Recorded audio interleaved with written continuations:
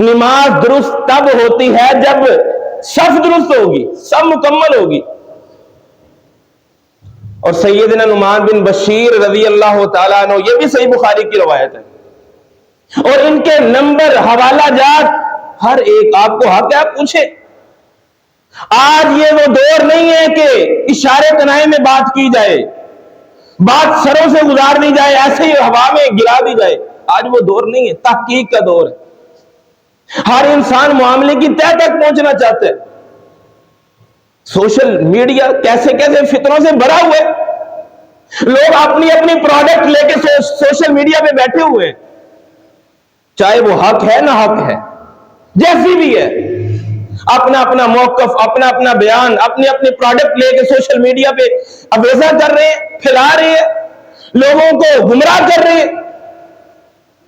حق کے معاملے میں، تحقیق کے معاملے میں، حقیقت تک پہنچنے کے معاملے میں، ہدایت کا راستہ تلاش کرنے کے معاملے میں کسی انسان کو شرمانا نہیں چاہیے، چاہے زندگی کے کسی لمحے میں وہ پہنچ چکا ہے، چاہے وہ زندگی کی آخری سال سے کیوں نہ گزار رہا ہو. حقیقت کو پانے کے لیے سوال کرنا چاہیے.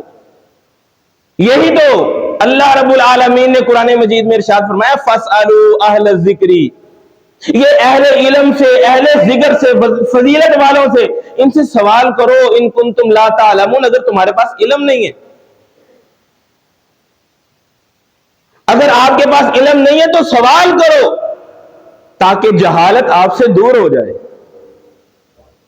سیدنا نعمان بن بشیر رضی اللہ تعالیٰ عنہ وہ بیان کرتے ہیں کہ نبی علیہ الصلوۃ والسلام تیر اور نیزے کی طرح ہماری صفیں سیدھی کروایا کرتے تھے. تیر اور نیزے کی طرح بالکل صف سیدھی کرتے تھے، یہاں تک کہ ہمارے ساتھی ہم ایک دوسرے کے کندھے کے ساتھ کندھا، گھٹنے کے ساتھ گھٹنا، ٹخنے کے ساتھ ٹخنا اور قدم کے ساتھ قدم ملا لیا کرتے. یہ سنت پہ عمل کرنے کا اس قدر اہتمام صحابہ کرام کرتے تھے.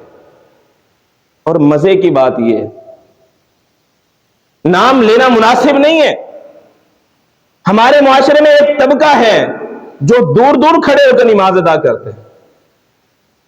وہ نماز میں قدم ملانا گناہ سمجھتے ہیں،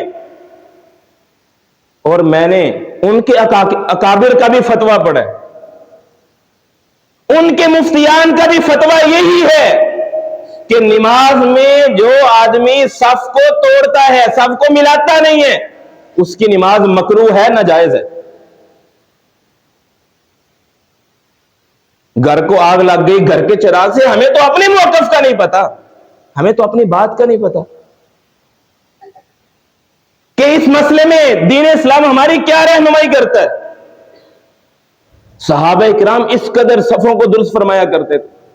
آپ نے فرمایا شغاف نہ ڈالا کرو، شیطان، میں دیکھتا ہوں جہاں سوراخ ہوتا ہے شیطان اس جگہ پہ گھس جاتا ہے، دلوں میں وسوسے ڈالتا ہے، اختلاف پیدا کرنے کی کوشش کرتا ہے.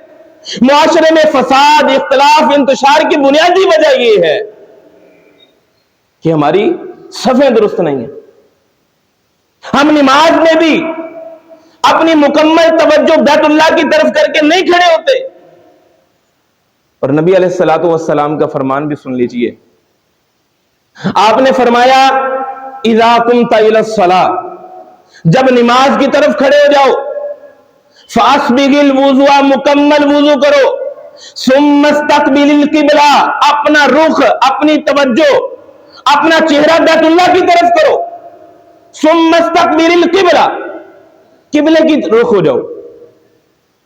صرف اپنا چہرہ بیت اللہ کی طرف کرنا ہے، اپنا چہرہ بھی کرنا ہے، اپنے وجود کو بھی بیت اللہ کی طرف کرنا ہے، یہاں تک کہ اپنی نیت اور اپنے دل کو بھی، اپنے خیالات کو بیت اللہ کی طرف کرنا ہے. اور بیت اللہ کی طرف کرنے کا مقصد کہ اس کے خالق، اس گھر کے مالک کی طرف کرنا ہے، اپنے پروردگار کی طرف اپنے خیالات، اپنے دل کی توجہ کرنی ہے کہ میں اب عبادت اس کے حضور پیش کرنے لگا ہوں. میری نیت، میرے خیالات، میرا دل، میرے اعضاء، میرا جسم صرف اسی کی طرف ہے. قل ان صلاتی ونسکی ومحیای ومماتی للہ رب العالمین، میرا سب کچھ رب العالمین کے لیے ہے. सुम्मा इस्तक़बिलिल किबला, किबला रुख हो जाओ, सुम्मा कब्बिर, फिर अल्लाहु अकबर कह के नमाज शुरू कर दो। अब जब नमाज शुरू करनी है, अल्लाहु अकबर कहना है, इसके अलावा किसी भी जुबान में कोई लफ्ज नहीं कहा जा सकता। चाहे इंसान कहे कि अल्लाहु आज़म, अल्लाहुल कबीर, अल्लाहुर रहमान, अल्लाहुर रहीम, कुछ भी नहीं कहा जा सकता। सुन्नत यह है कि अल्लाहु अकबर कह के नमाज में दाखिल हो जाओ, और उससे पहले अपनी सफों को दुरुस्त करो, अपनी तवज्जो, अपनी नीयत, अपने अज़ा को बैतुल्लाह की तरफ करो। और जब इंसान, तमाम नमाजी मुसलमान साथ में खड़े होते हैं, ये मंजर इस कदर अल्लाह रब्बुल आलमीन को और उसके फरिश्तों को पसंद आता है कि नमाजियों की सफों को देखकर फरिश्ते भी सब बंदी करना शुरू कर देते हैं। फरिश्ते भी उसी अंदाज से सब बंदी करना शुरू करते हैं। और इकबाल कहता है कि एक ही सफ में खड़े हो गए महमूद और अय्याज, ना बंदा रहा ना कोई बंदा नवाज। बंदा हो, साहिबो, मोहताजो, गनी एक हुए। ये वो बारगाह है, ये वो दरबार है, ये उस परवरदिगारे आलम का घर है। बंदा हो, साहिबो, मोहताजो, गनी एक हुए, उसकी जनाब में पहुंचे तो सभी एक हुए। यहां किसी की कोई तमीज नहीं है, चाहे गोरा हो, चाहे काला हो, चाहे हुसैन हो, चाहे बदसूरत हो, चाहे अमीर हो, चाहे गरीब हो, जैसा भी हो। जब उसकी बारगाह में इंसान पहुंचता है, अपने दिल और अपनी नीयत के साथ मुकाम पाके चला जाता है।